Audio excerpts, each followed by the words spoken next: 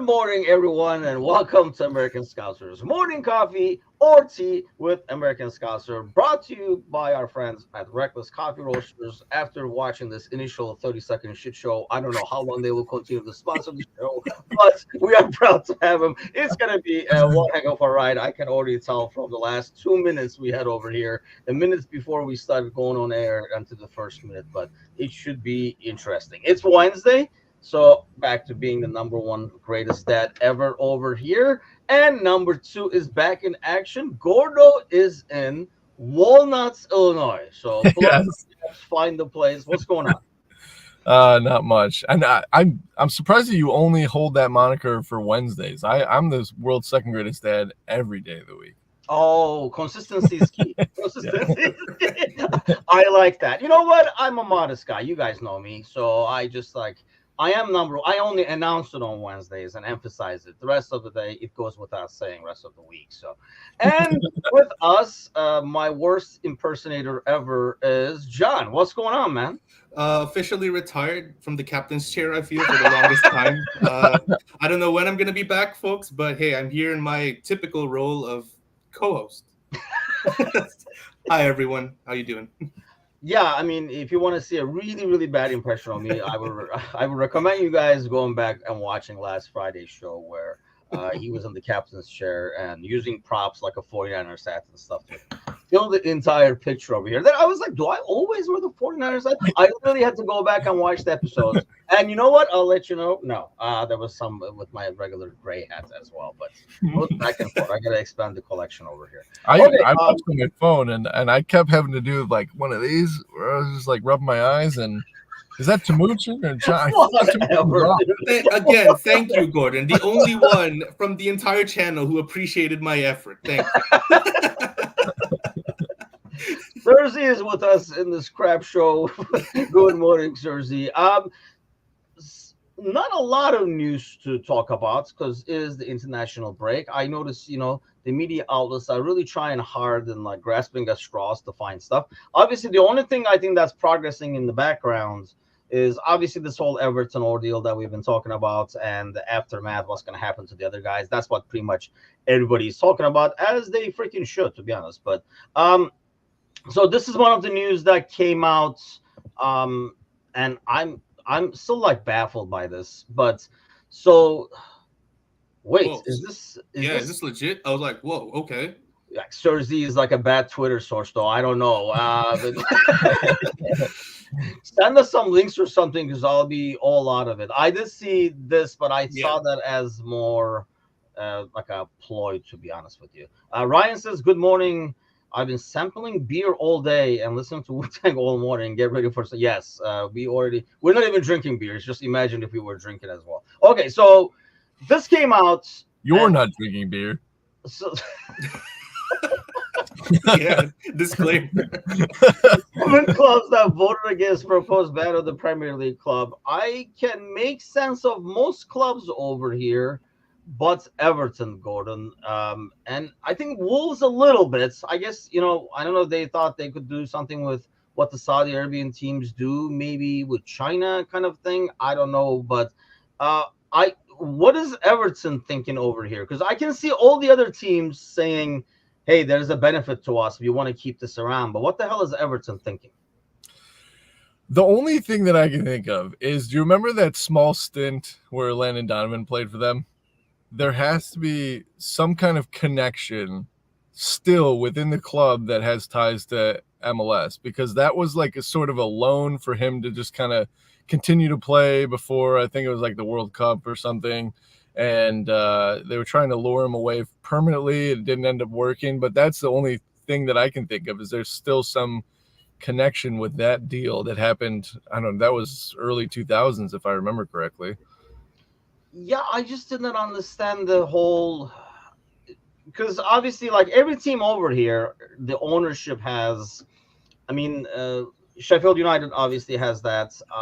Forest, I think he also owns. Ryan says, sure, blame the American.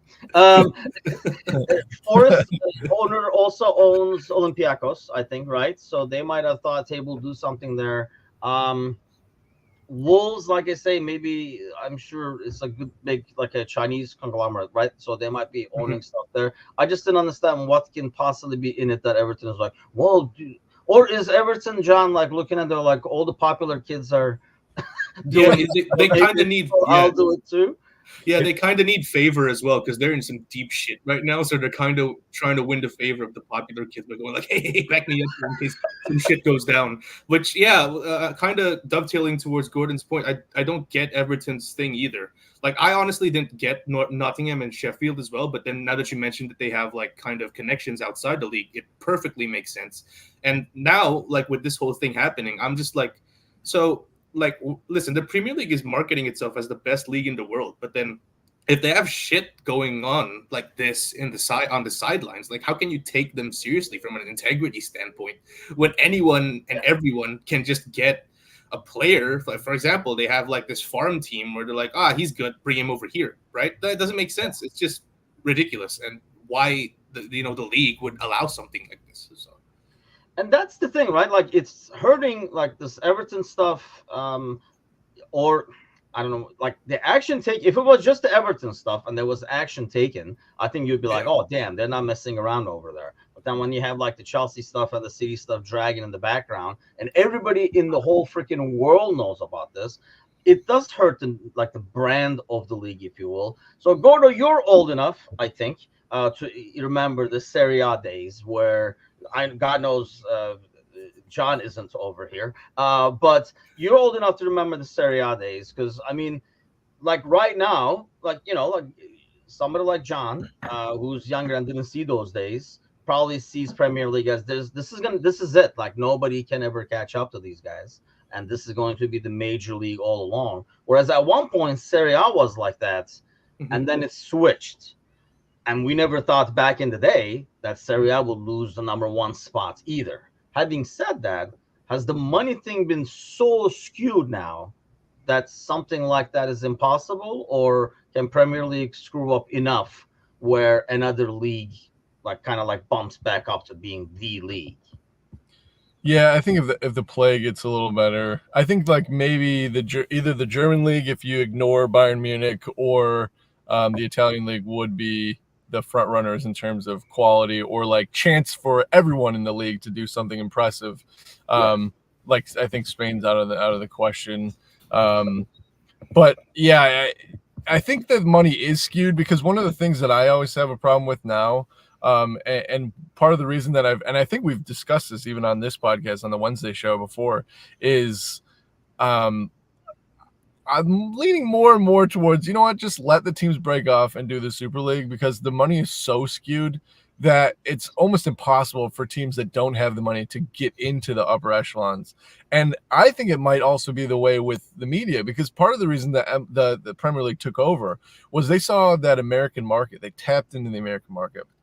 They went hardcore. They almost became part American, and it's really inflated the entire game. I mean, here we are sitting on a show called American Scouser, right? So Yeah. I think that it might be too far gone in terms of like it's always going to have some power, especially with the market that they currently have in America. But if this continues and there's all this every other week's one of these other clubs is either breaking the rules or trying to bend rules or kind of change the way the game is played, and basically pulling it further and further away from teams that can compete, then if you care about the game, you're going to leave and go elsewhere. So who would, I mean, I guess Serie A is the only one that comes to mind, only because they're not they have at least four teams I can think of that before you go into a season, you're like, hey, these guys can do something. Whereas you look at Germany, it's going to be like, who's going to fall off at the end and let Bayern win? Look at Spain as two teams. John, so like if you said, hey, this is a threat to Premier League, which league would you pick? Yeah, that's a really tough question. Yeah, Serie A probably has the most teams in terms of well-roundedness, right? Like with the German league, as much as I want to put Dortmund there, like last season kind of showed how inadequate or how lacking they are in terms of resources and mentality, right? Because trying to beat Bayern Munich is kind of like trying to beat City. Like you got to be locked in until the last second of the season, and that kind of showed there. So yeah, it's unfortunate that the Premier League is kind of hogging up all if not most of the quality in terms of like the football world in terms of a club setting. So I don't know if this is going to change. I agree with Gordo. I think it's something that's going to keep going because the disparity is just so big. And when the whole Super League fiasco came out, I was like, I guess the media kind of framed it in a way where we kind of looked at the situation at face value and not big picture. And right now that this whole thing is happening, I feel like, yeah, maybe it's not such a bad, maybe in concept it wasn't so good at the time. But if you're looking at like how everything has been going on now, the disparity between teams and all the rule breaking that's going on, maybe it's not such a bad idea, right? Especially if you're these clubs that, can, never realistically be part of this list, right? The list, like you're saying, the exclusive club of popular kids. But I mean, the thing is, the Super League concept is, I mean, how these richest clubs in the world have the worst PR of all time is still find mind-boggling. Like seriously, guys, afford a good PR because they did such a horrible job. It was so easy to squash, and I think even a lot of our fans and stuff, like nobody wanted to even hear it, even though there was actually good reasoning behind it. The problem with that I see, Gordo, is though all the teams, like I don't see it as a savior. I almost see it as waving the white flag and saying like, yep, money wins, because really the teams that are going to go there, most of them are the teams that are kind of abusing the system in the first place. If anything, the guys left behind might have an actual decent league with what everybody's within the rules. But except Everton maybe. But all the teams that are going there are the teams that are taking advantage of all these loopholes anyway. So what is it going to really change? Yeah, and I think that's the point that I keep cynically going towards is let them go and have their if the MLB broke off and did a steroid league, right? And it's like whatever. This is the league where everyone shoots up and they've got giant monsters that are hitting home runs every time they step up to the plate. And this is the MLB. And I think you'd find, because I think the problem with that mentality, like you were saying, is these guys have been at the top so long and they have so much money and they're in this kind of bubble that we will never understand. They didn't see it as a poorly run thing. They're like, we're going to announce this and people are just going to jizz their pants, everyone's just going to love this. Screw all the leagues. This will destroy everything. It'll be Harlem Globetrotters. We'll have Real Madrid versus Bayern Munich in Rio de Janeiro on Saturday. And, and I think that's what they were thinking was this will be a world thing and everyone will drop their leagues. And what I think we'll find is, let them play with their money and bend their rules and do whatever. And then we'll support, Preston North End or Wigan or somebody that's close to Liverpool that's now in a fair league that we are watching the game because we're interested in the sport and not so much the glamour and the glitz and who's got the most Twitter and Instagram followers. So that's what I'm leaning towards is if they want to keep bending the rules and no one's going to do anything about it, then just let them have their own little league where they do whatever. And we'll check in and be like, oh, did you see that, Juventus versus, Bayern Munich game or whatever? And that was amazing. But we'll care about the Premier League, which has 20 teams that don't have the money to field 3 teams on their bench. But at the same time, it would be I don't know, I enjoy if I catch it, to watch the championship or whatever, John, right? Because it's soccer and you watch the sport. Like I say, I'm a soccer junkie, so if I turn it on TV, the default thing is what's on for soccer, and then just kind of go to that, even if it's just background noise. That's what I'm watching. Right. But to be fair, how many people who watch the Premier League now would continue to watch the Premier League if it basically would go down almost to, I don't want to say full championship level, but slightly above? How many people would continue to watch that? Would a league like that even be able to support itself? Yeah, in terms of trying to get people outside the soccer junkie niche, it's going to be difficult, right? The casual fan is obviously going to be tuning in to the Super League. over, like, let's say the Premier League match between Sheffield and Brentford. Let's say, yeah, that's never gonna sell. Yeah, the whole thing is just a money thing. It's just that to y'all's point about the people, the big clubs who are trying to break rules. I thought I was under the, like, correct me if I'm wrong, guys. I was under the impression that there were some people from the big clubs who formed the Super League because they didn't like how the oil clubs were kind of bending the rules in terms of like their finances or anything. Was I misjudging that whole thing? Because I think so. yeah, if I recall, PSG and Man City weren't full on the Super League because there was some kind of a financial system that would kind of take away their advantage. So they wanted to open it up. It was going to be like the new Champions League. They were still going to, they thought they could do this and then still participate in the Premier League. And I think the big push was like, whoa, wait a second. No, you can't do that and this. We can't like break away from. It was more. I think it was against UEFA and not so much. I do remember though, like what to your point that the PSG and Man City they weren't full in, but I don't think that they were ever not going to be in. I think it was some kind of there was a disagreement between the people that were setting it up and the oil teams. Basically, there was something that they didn't like in the rules, and then once they changed it and they brought those two teams in, and then they went public. I think it was mostly getting rid of UFA's cuts. And there's all this money right now. I mean, we say all the Champions League money that's coming in and stuff, but it's nothing compared to, and we know how crooked, UEFA and FIFA are. The money is going there, and it was to kind of, instead of going through a realtor, it was like for sale by owner, kind of a deal for Champions League, so that they get all the money, all these clubs get the money. It was almost like, hey, we're spending the money, we're putting on the show. Why are we paying these guys all this money? Let's make our own league. Kind of an ordeal. So yeah, I completely forgot. Instead of showing that to people, and because that was not the message they really sent at the end, or where it was very poorly sent. And I had to say, probably Gordo, you're right. It was probably because them being so cocky that they're like, oh, people will eat this shit up, and like, look at how much they like Champions League. This is even better, kind of a thing. But yeah, and then obviously UFA kind of like put the pressure on the leagues to say no, so that they had to choose between. So that suddenly it became, UFA obviously is a lot more experienced in doing shady stuff and twisting arms and acting like the mafia. So they did a better job of saying, hey, like when they told Premier League, why don't you guys tell them over there if they do this, they can't do that. And then the pressure became, and then they totally changed the top talking point. It became leagues want to leave their own league and make their own, which was never really the case. They were actually just trying to replace the Champions League. But like I say, Gordo, they were just better at this game. They're like, we've been doing this for 100 years. Yep. You guys can do it in 6 months.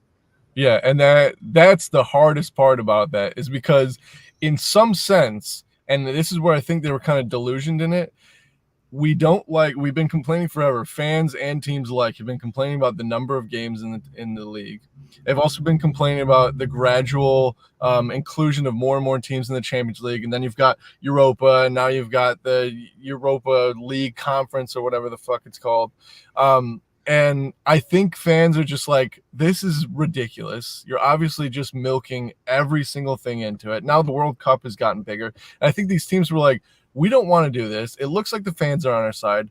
Let's go out with a half-assed plan to go back to the Cup Winners' Cup, which basically was the original Champions League, where it was like just the league winners. It was 16 teams, knockout from the beginning, and let's see if fans really like that, which I love. The problem is, though, they did it wrong. Like John said, they came out and totally mishandled it.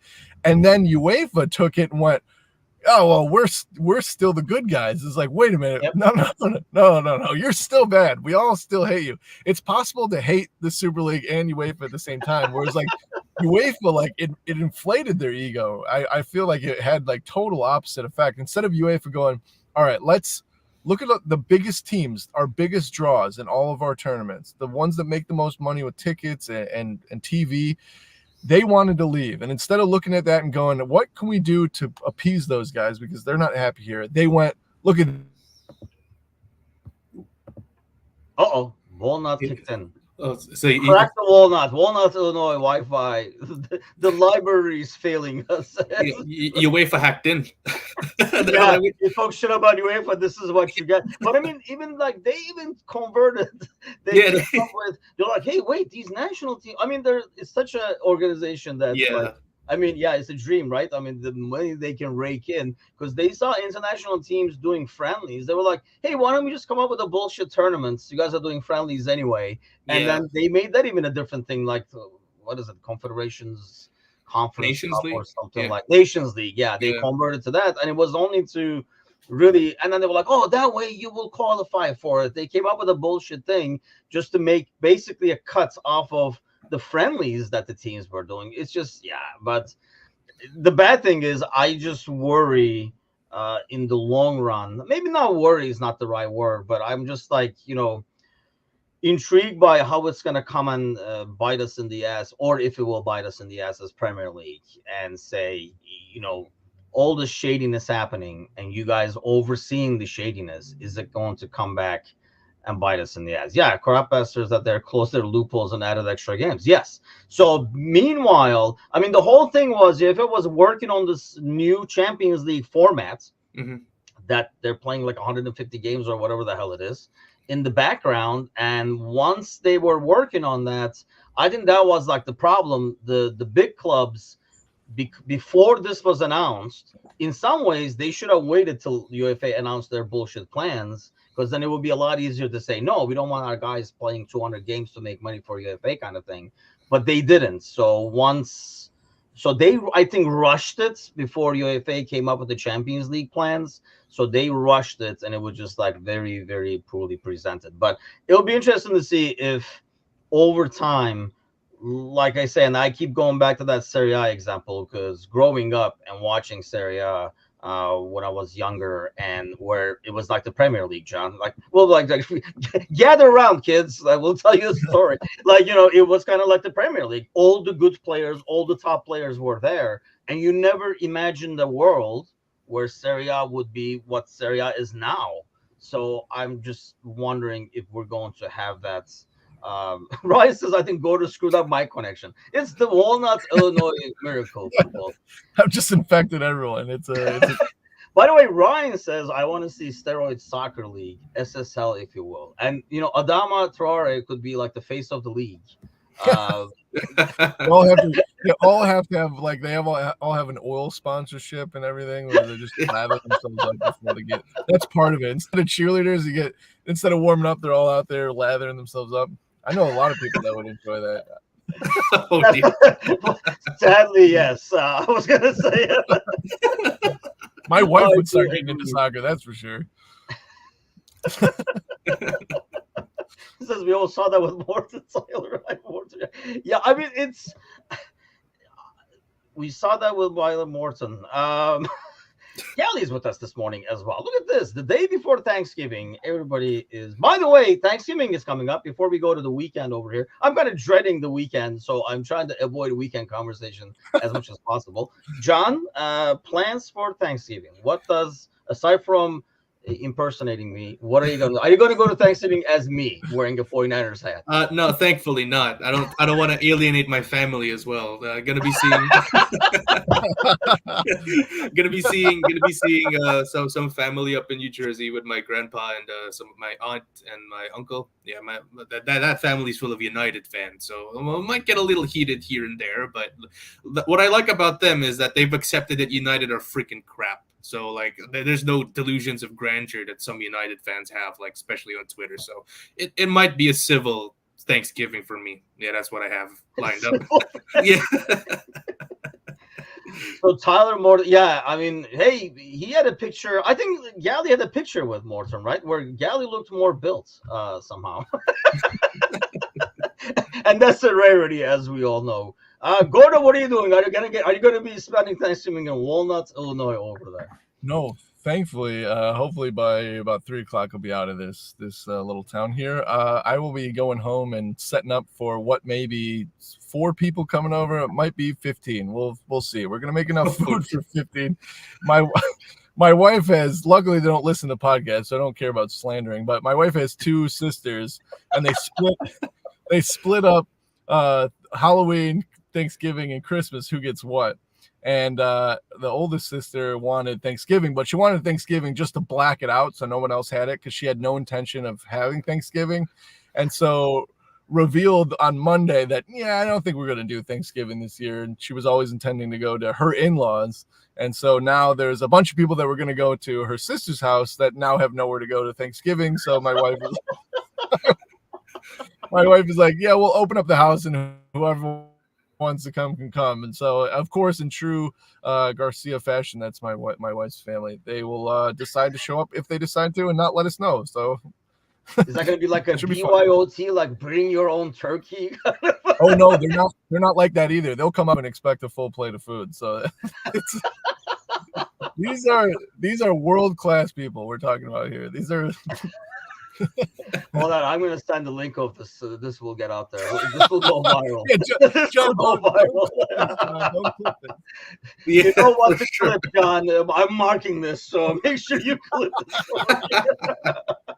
Going on, the whole family makes a game out of avoiding my uncle. Actually, Gally was mentioning it earlier. The top 5 most annoying Thanksgiving guests. I'll start with the political uncle guy. You know, the beauty of Thanksgiving is, obviously, my family is in Turkey, so whatever is left of it, if you will. And then Angel's family is mostly in like North Carolina and Ohio and stuff, and there's not like traveling all that. So Thanksgiving has always been us 4. So that's the beauty of it. While people are just like fighting over stuff, it's just more like a peaceful, similar to like a Christmassy small holiday. So we're not doing. And we're doing the usual. It's 4 of us. Now it's a rarity because obviously the girls are like, away in college and stuff like that. So it's a chance for like us to get all 4 of us together. But no uncles to fight or nothing like that. Just some like football and food and napping. The thing is, the 49ers are on the yeah, they are. Yeah, which I'm not. That actually kind of like affects my Thanksgiving because it's Seattle of all people. So I'm going to kind of start stressing as I'm eating the turkey, which is not something that I want to really do. Go to a sister-in-law, took the playbook out of Little Plug. That's 100%. 100%. Yeah, we're interested in Thanksgiving. No, we're not. Unfortunately, my wife and I were Chelsea. We've just completely overpaid for a middle of the table. Hold on, Gally is another one. The religious aunt lady. See, I gotta go as like a visitor, and I'm just gonna stand in the corner and I want to observe because I always hear about them. I've been to one when I was in college. A buddy of mine, my roommate, actually invited me because the foreigner, I don't know where to go. I'm on campus. He was like, "Dude, why don't you just come to our house for Thanksgiving?" So I did see like a ridiculously big Thanksgiving at the time, but that's the only one that I've seen that's huge. And there were like a little quarrels and stuff, but nothing major. But I hear so many good stories that I really want to go and see like a Thanksgiving, an actual American Thanksgiving in action, if you will. Come on over. You can join the horde. I mean, I wouldn't be like, oh no, more people. It's like we don't know who's showing up. You won't even know we're there. We're just like, I'll be like, I'm just gonna stand in the corner over here. Just want to observe. I'll got a notebook. I'll point out the religious aunt and the political uncle for you. From what I understand, those characters need no pointing out. They just announce themselves. I'm gonna add a third one to Gally, the one who always asks you if you've moved out of the house yet or if you have a wife or a girlfriend yet, because that's gonna be a heavy dose for me. That's for sure. We had my grandmother's sisters. She had 7 sisters, and one Thanksgiving we had like this massive Thanksgiving at a restaurant. We like rented out the back room so that like all the extended family could be there. It was the stupidest idea of all time, but one of my grandmother's sister, who we saw like twice a year, right, came up to my sister and I, who were just sitting there. And at the time, we were maybe 16 and 14, and she goes, "Oh, is this your girlfriend?" And I was like, "No, this is my sister, who is also related to you." So, like, it's like, why would you? Why? First of all, who cares? Secondly, you should know. We Oh bring that man, up holy every crap. year. We bring that up. I Actually, never know. my grandma passed away this year, and we went to the funeral. And one of my cousins came. My sister and I were laughing in the back room, where they got all the sandwiches and stuff. And my cousin comes up and goes, "Is this your girlfriend?" Because it's been a running joke for about 20 years now. Oh God! Ryan's Rounding out asking the me. podium is Oh, the sorry. cousin ready to fight over football routes in the backyard. Actually, Ryan says he was about to ask you too if you moved out yet. No, considering how expensive housing is here in New York, man, nah, I get along with my parents well, so I'm just here saving money. You better. Yeah. It's gonna have to be $150,000 disagreement, right? Oh yeah, for sure. Like, I am blessed that my parents are actually like reasonable people, because I've been talking about a lot of people. I can't stand my parents. I gotta leave. And then when I just hear their stories about how they're living paycheck to paycheck, I'm just like, wow, I don't know. Considering how much I spend. Yeah. John, I was there twice. If you think it's bad now, get divorced, and they think you're fucking when you had someone once and now. Oh man, this has been like a great gut spill session over here. Cersei is inviting us because they have. Why is it two different turkeys? Actually, we actually considered that this year, but there's only 4 of us, and we always do the same thing. It's always 4 of us. So somehow it takes a year, and everybody forgets how big the turkey the year before was. So every year it's like, was it this big? And after the Thanksgiving, every year we're like, no, this was too big. We should have done the smaller one. But I'm sure we got the same size as what we normally get. But we consider that. But I mean, it's that's what you're calling a duck. The duck is an interesting touch, by the way. I don't know why there's a duck in there. Ryan says, I think we could all use it. This is therapy. I will let you know. This is the cheapest therapy brought to you by Roast. And Liverpool haven't even played a game yet. After they play, we need more therapy. Yeah, I'll be having my own ducks this Thanksgiving. I'm roasting up a couple of them. Whoa. Time out. We have to talk about this. Because you guys think he's kidding, but he is not kidding. This dude actually, I found out after the show last week when we were chatting in the post show that he actually has ducks. And even worse, he was telling me of scenarios where he goes out there. So John, you're like, hey, what are we gonna have for dinner? Did you take the chicken out? Do we have to defrost anything? You don't have to worry about that. Gordon says, you know what? I'll go kill one of the ducks. It'll be fresh. I'll just go get it. Tell us your duck hunting in the backyard there, Gordon. Yeah, that's I have 13 ducks. I had 20 at the beginning of the year, and it was one of those things where like I just had a couple ducks and I was like, this is great. These are awesome animals. Let's get a bunch more. And then they all grew up. And then only then did I realize that there has to be a specific ratio of males to female ducks, or basically you're just abusing the females. So I had to eliminate a bunch of ducks. And let me tell you, the first one was terrible, but now it's gotten to the point where I'm so proficient that like I almost had an argument with my wife who was like, I don't think we should kill that many. And I'm like, we need to kill 4 more of these ducks. And then I was in the garage, like, calming down a little bit. And I'm like, why am I so upset? She's telling me I don't have to kill more. I should be happy about it. Like, what has changed over the course of the year? I don't know, but I guess when you cross that line, everything else is just blurry. Yeah, exactly. I just envisioned Gordon with a knife in his side. He's like, what do you mean I can't kill? I can't kill. Guys. Yeah, we should do, like on the Monday show, we are doing this whole, by the way, if you missed the Monday show and you need some good cocktails for Thanksgiving, if you have access to some of the stuff that he's talking about, definitely hit the Monday show and look at the cocktail list that Mateusz came up with, because there's some really good stuff over there. Nice. So we're working on that. I think on Wednesdays we can do like duck recipes, and you can make it fresh at home, like with fresh. Nothing like fresh duck, says Gordo. Yeah. On the back of every duck cookbook. Go to show. Yes, we should do something like that. Yeah, well, that's another concept that we gotta keep working on over here. We have so many stupid concepts. Here's another. The sponsor of that show is going to be interesting, mind you. It could be a wide variety of things, right?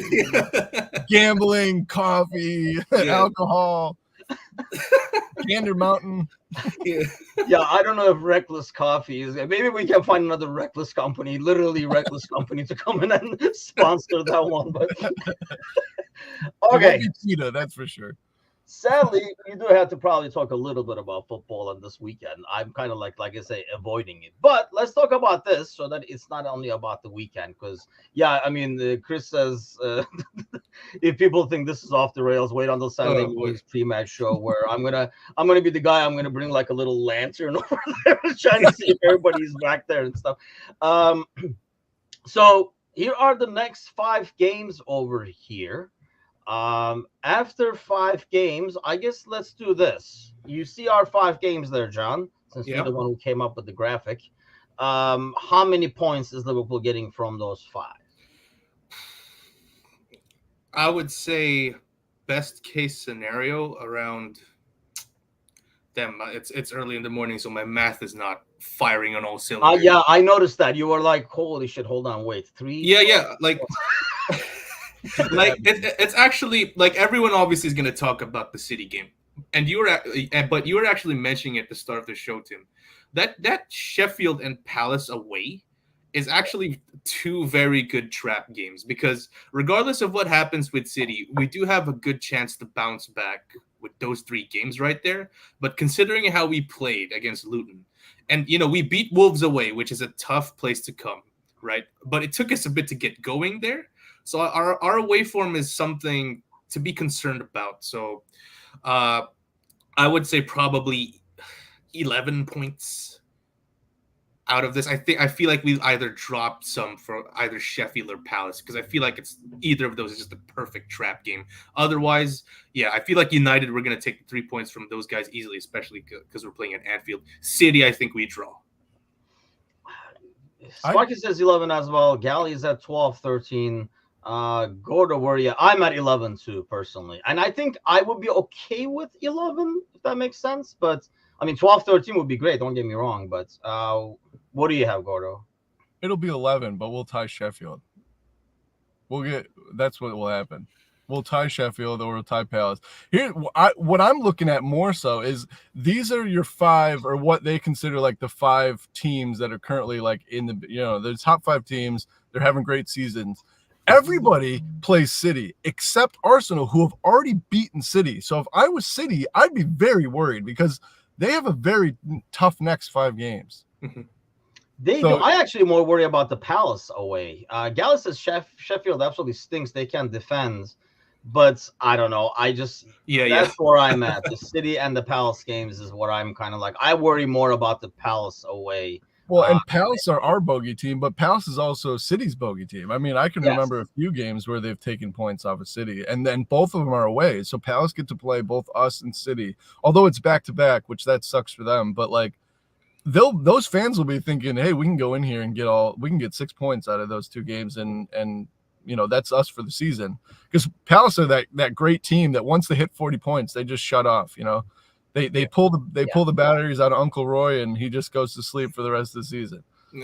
I mean, honestly, if Villa can keep their home form, they can really help us out over here in many ways. They're playing City, they're playing Arsenal, and honestly, they're not as good away. But this is a good time to get Tottenham, which that's what pisses me off, that City is getting Spurs at a really good time where half the team is hurt and they don't have center backs and all that kind of stuff. Otherwise, I would have thought, that could have been dangerous, because Tottenham is a team similar to how Chelsea played. They will go at City, and teams that go at City succeed. But with their defending now with no center backs, I don't know how that's going to go. I was wondering what Serzi was talking about. He said Timuchin leaves the Greek camp early. I guess he meant he corrected it afterwards. He said because I was like, they wish I was at the Greek camp playing left back for him. They wish. But no, I did not hear that. But yeah, anyway. I saw like Van Dijk came out at halftime because they were like really pummeling Gibraltar over there. So I don't think we got as many miles on these bodies, except I guess the South American guys, which is usually like the main worry.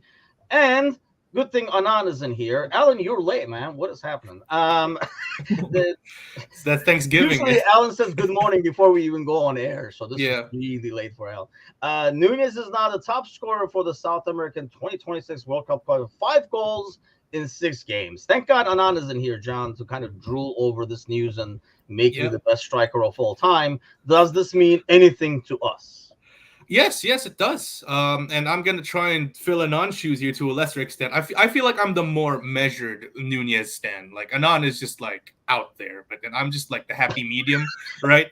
But, yeah, with Nunez, we always say confidence player, right? And he's been banging in the goals. And, you know, we talked about it before the show started. We're going to segue, obviously, into whether we think he should start. And I feel like I'll play my cards now and drop my cards now. I feel like he should start against City because if we're talking about confidence, he's just absolutely flying here. Probably his best all-around performance in terms of not scoring, in terms of affecting the play last game out against Brentford. And that kind of translated into his international form here. So yeah, obviously that's a really good thing for us. Good enough for me that he starts against City. Obviously, I'm sure you guys disagree, but hey, this is why we're having the show, right? Beach balls. Cersei says Nunez has scored all his goals for the quarter, basically blew his low. But I do go with this. Sorry, Tim. Cersei put it there. Like I complimented Nunez. He's just gonna drop a 1 out of 10 now. I'm sorry. He said that in the last one too. He's got your number. He's watching. Yeah. He's watching your podcast, and then he's putting money down on the player just having an absolute. This guy's gonna suck. Yeah, Jesus. The confidence part, I guess, helps, right? I mean, but here's the thing. I think these international games, does the confidence you think transfer to a guy like Nunez? Because I feel like they play differently, right? When he played for Benfica, the system was different and it's probably more geared towards you and getting the most out of you. So does this help the confidence of a player, or does he say, see, when it's geared towards me, I'm so much better. I have a trouble, like kind of fitting into this existing mold where not everything is based around you, because we got a lot of good players, not one good striker to focus on or attack on. Do you think it transfers over? Obviously, it can't hurt, but I guess how much of it transfers over when he comes back to Liverpool? It does. It definitely helps, but it also could make a very young player a little hard-headed in the fact of like, see, this is why I'm failing, right? And so like, I'm good, but I'm only good. And it gets personal, right? Like it's all internal. It's like, I'm only good when I'm playing in this position. I can't play in the other positions. And unfortunately for a lot of these guys, and you see it so often with young players, especially now with the Instagram, Twitter followers, and they have an entourage, and they're basically a business outside of the game. And you're surrounded by this like echo chamber of people that are just like pampering you, and they just want a piece of you. Basically, they want to like, oh, I know Darwin Nunez, and hopefully that he has a good base around him, but you never know. And what I would see is like, dude, you got to get out. You got to get out of Liverpool. You got to make him play the way that you do for Uruguay. You're so much better. And so the fear is that he kind of compartmentalizes that, and that affects his play. The other thing, though, that you'll notice is I didn't catch his 2 goals last game, but the first game, the goal that he scores there, he would have 100% missed that for Liverpool, right? It's like a full half field sprint. He shoots it directly at the goalkeeper and is lucky that the goalie, like it kind of goes under his elbow, which is, for strikers, you're taught you either put it very far into the side netting or you put it right by their feet, because they got to get down, and when they get down, that hole opens. So it's a great shot in terms of what you're told as a striker. However, in the Premier League, for whatever reason, that's one of the goals that when you're in form and you're feeling good with the team, that goes in 9 times out of 10. And when you're not in form, the goalie saves that, and you look like an idiot because you had a 1v1 and you shot it directly at the goalkeeper. Yeah. So I'm hoping that he can translate it, but so far, I mean, 5 goals out of 6. I think this Manchester City game just, I don't know. I'm seeing the cracks in the armor, and I would love for someone as as chaotic and as chance creating as Darwin Núñez is to come off the bench at 70 minutes and totally just unravel that City defense. Let's put in a good shift. Let's hold them out and wear them down, and then bring on this TNT stick and put him out there and see what he does. So that's my hope.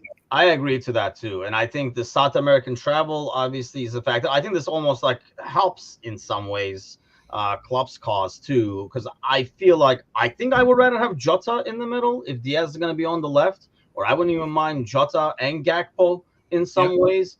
And that's mainly after the pressing. I mean, we were talking about this right before we went on air. I just feel like he does press a lot better. We talked about this, right, compared to earlier when talking about Núñez here. But a team like City, who can use and abuse you and your poor press, ultimately, that's what they feast on. They want you to do that poor, weak press so they can build up and go and then catch you in numbers. I feel like he's like the wrong guy to do that because he's not going to be as disciplined, and him being out of position in a press is going to cause everybody else to shift, and the worst press is half-ass press. So that's probably what I worry about. Same concern I have for example, Endo being there, because I feel like when I was telling you guys before the game, I mean, the way City plays, before he knows it, Endo will be by their corner flag chasing the ball, and he'd be like, how the hell did I end up over here? And the middle of the field is wide open, empty for him to feast on. So that should be interesting. I do want Núñez running at those center backs, John, and I understand that. But I guess what's the disadvantage of waiting to unleash him in the 60th, 70th, like Gordo says? Why? Because you don't want to bring in. We know Núñez can't go 90 like that, and I don't know. You take Núñez out, you put Gakpo in. I think at that point of the game, it's too late for him to make an impact. Yeah, it has the opposite effect. Yeah, for me, I'm just looking at it on the flip side, because you were talking about how City could break our poor press, but I feel like the best way we could hurt them as well is on the transitions, is on our strikers, our best players playing on the shoulder, and I feel like Klopp isn't going to go full on, his standard operating procedure with different teams. I feel like he's gonna sort of mellow down and kind of hit City, try and maybe a mid block and then try and hit City on the counter. I feel like that's the best way to kind of hurt them and our players. And maybe Núñez might be that guy in terms of pairing him with Mo, or maybe Diaz on the left or Jota on the left. City are most vulnerable, even their best teams, on transitions. And that's my whole thing.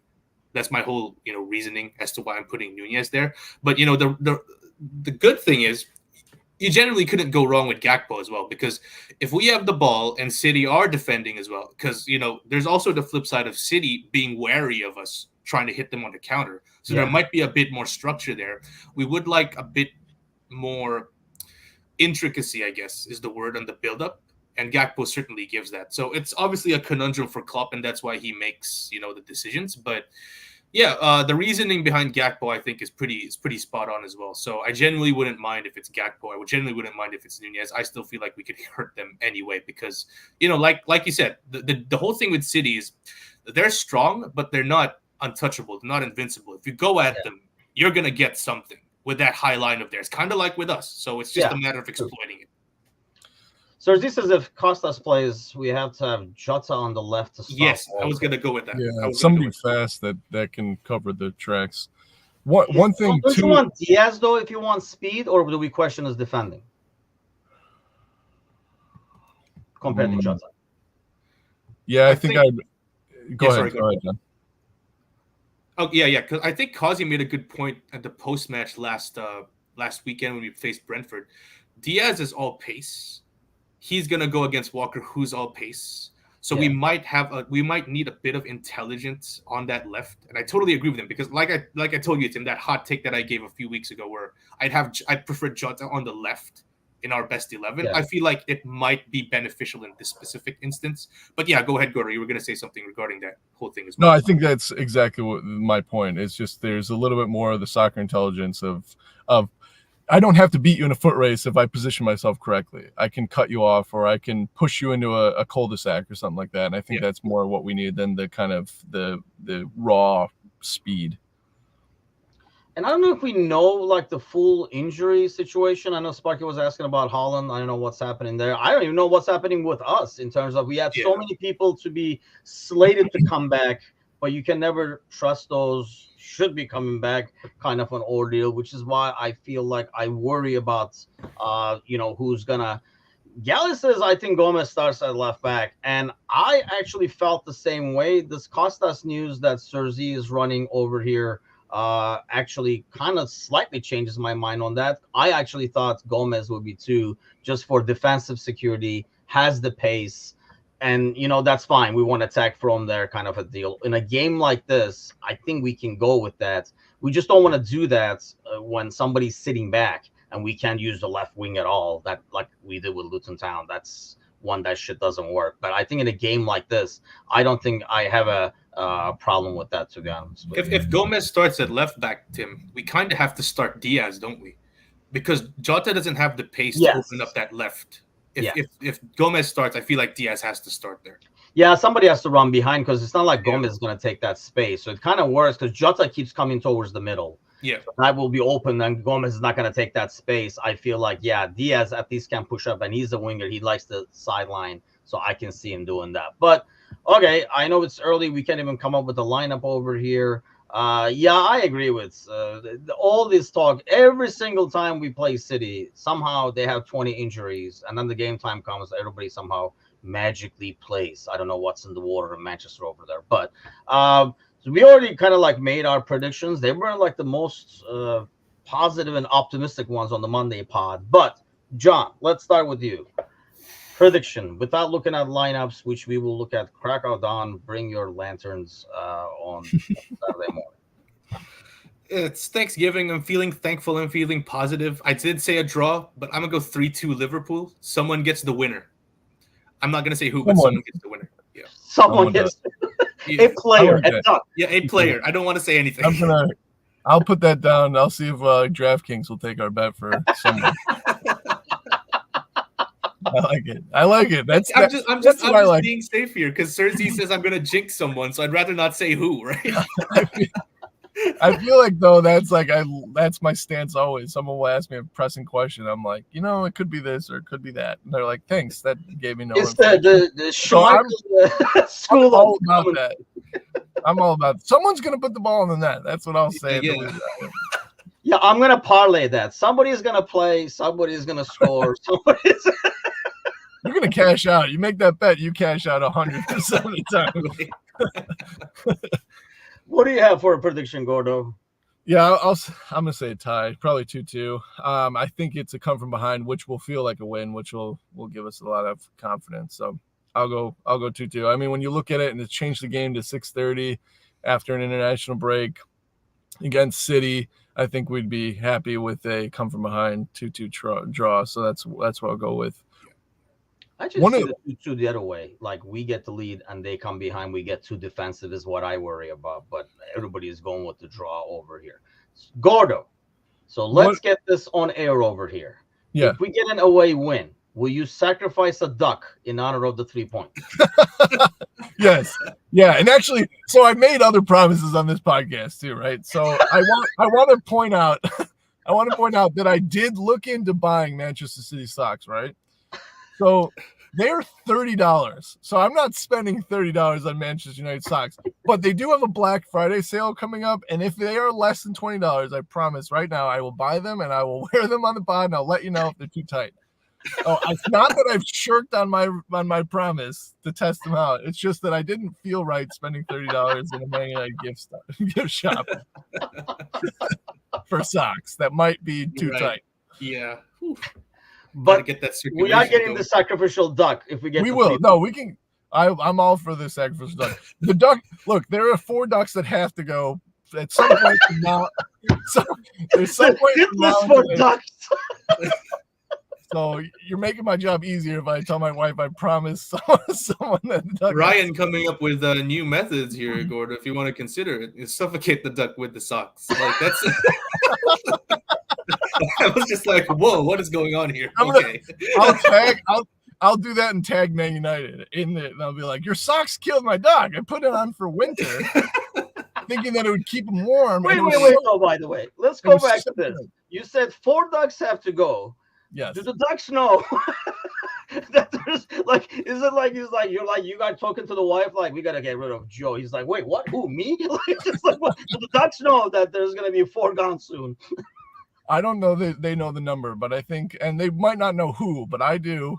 And they've been getting a lot of extra treats. So I think that some of them, one or two of them, so wrong, dude. one or two of them might have an idea that it might be game over. Well, let me You just would say, think folks, eventually the ducks would figure it out, right? They're like, hey man, they keep feeding you. I'm telling you, Joe, I wouldn't eat that shit. Like, let me just say, I'm for the killing of anything, but I sincerely hope Gordo is looking to kill a duck towards the end of Saturday because that means that we actually beat City. yes, Right. I think that's the least we can do as American Scouser is sacrifice a duck Yeah. for this away win over here. Well, And then if that works, the problem here is if it works and we win, do I have to keep this up? Because I'm very superstitious.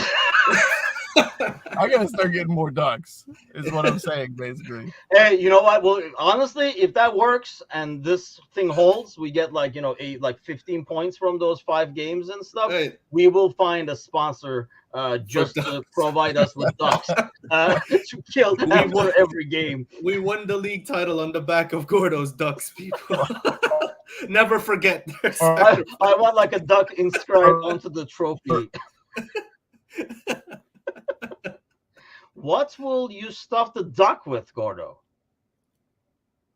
Actually, Sir Z is the one having the duck.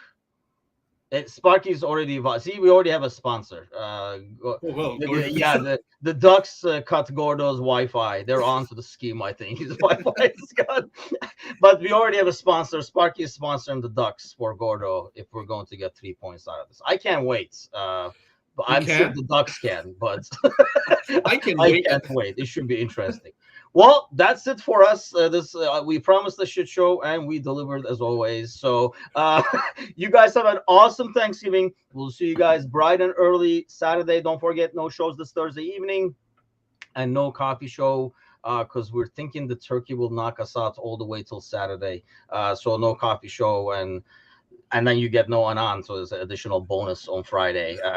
You can have some peace without some Nunez talk. So we'll see you guys bright and early Saturday morning. Have an awesome Thanksgiving, everybody. See you guys then. Take care. Happy Thanksgiving, everyone. Including the ducks. Including the ducks, yeah.